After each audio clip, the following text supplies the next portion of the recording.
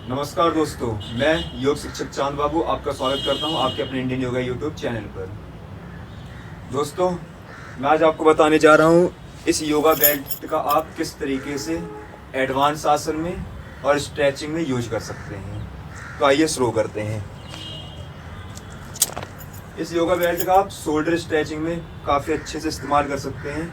इसको आप इस तरह से पकड़िए और पूरे शोल्डर को इस तरह से रोटेट करना है। ये और हाथ पीछे लेकर जाओगे तो अपने गर्दन को ऊपर रखना है और फिर वापस हाथ को इसी तरह से घुमाकर लेकर आना है। जब आपके शोल्डर स्टिफ रहेंगे तो आप दूर से पकड़ना और जैसे जैसे फ्लेक्सिबिलिटी बढ़ती जाए तो वैसे वैसे आप अपने हाथों को पास लेकर आते रहिए। स्टार्टिंग में आपके एल्बो इस तरीके से मुड़ेगी, कभी किसी के हाथ ऐसे हो जाएंगे या फिर लाते समय ऐसे हो जाएंगे। अगर इस तरह की समस्या आती है तो हाथों में पूरा गैप दे देना,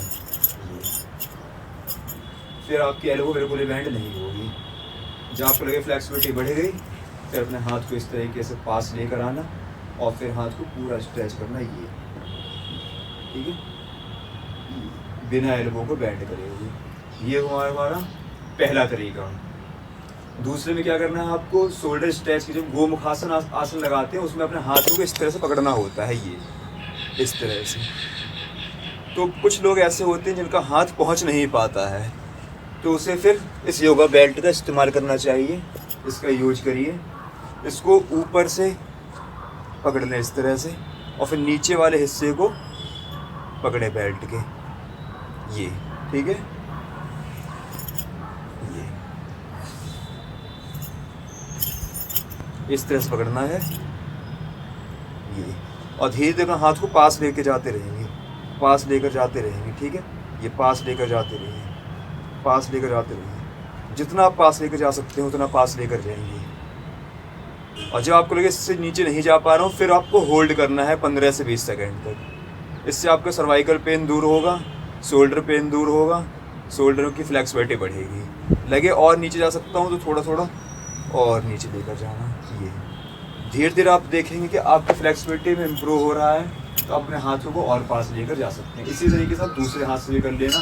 फिर आप को इस वाले हाथ को ऊपर रखना है बेल्ट को पकड़ के, ठीक है, और नीचे वाले हाथ से इस बेल्ट को पकड़ लेना है और फिर पास लेकर आना है हाथों को, ये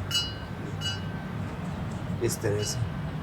जब आपको होने लगेगा बिल्कुल ठीक से तब आप अपने हाथों को इस तरह से पकड़ सकते हैं।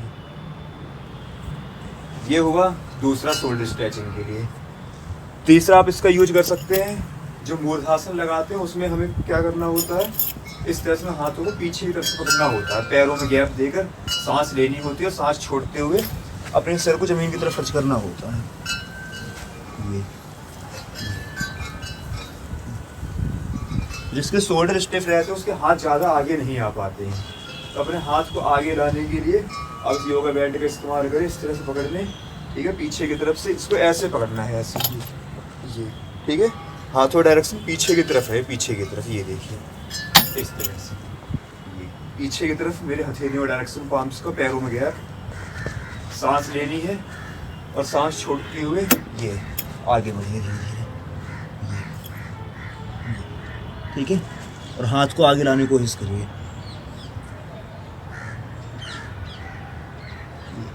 ठीक है। इससे आपके शोल्डर फ्लेक्सिबल होंगे और कंधों में किसी प्रकार का दर्द हो, सिर में उसकी दर्द होने लगता है, पूरे हमारे सर्वाइकल बोन पेन होने लगता है, वो सारी समस्या आपकी दूर होगी। ये आपके 3 आसन हो गए। चौथा आसन, आप इस तरह से एक आसन लगाते हैं जिसे हम कहते हैं हस्तपाद स्पर्श अंगुष्ठान आसन। तो ये बहुत लोगों को नहीं लगता है क्योंकि बहुत अच्छे से यहाँ पे हमारे पेन आता है, स्ट्रेच होती है हमारी पूरी हैमस्ट्रिंग मसल्स थाई की। जब शुरुआत में आपसे ना हो तो आप योगा बेल्ट का इस्तेमाल कर सकते हैं। इसे पैरों में फंसाना इस तरह से और फिर थोड़ी दूरी से पकड़ लेना, ऐसे दूर से, और फिर पैर को सीधा कहीं एक पॉइंट पे फोकस बनाएंगे तो ये इधर उधर देखेंगे तो आप गिरोगे, और फिर इस तरह से आप धीरे धीरे पैरों को स्ट्रेच करें, ठीक है। दूसरी तरफ से भी देख लें, ये इस तरह से पास से पकड़ेंगे, उठाया, स्ट्रेच लगेगा और अच्छे से कर सकता हूँ तो हाथ आगे लेकर जाना, फिर स्ट्रेच, ये जब होने लगेगा पूरा अच्छे तरीके से, फिर अंगूठे को पकड़ के अपने स्ट्रेच कर देना पूरा इस तरह से। ये हो गए आपके 4 आसन, ठीक है।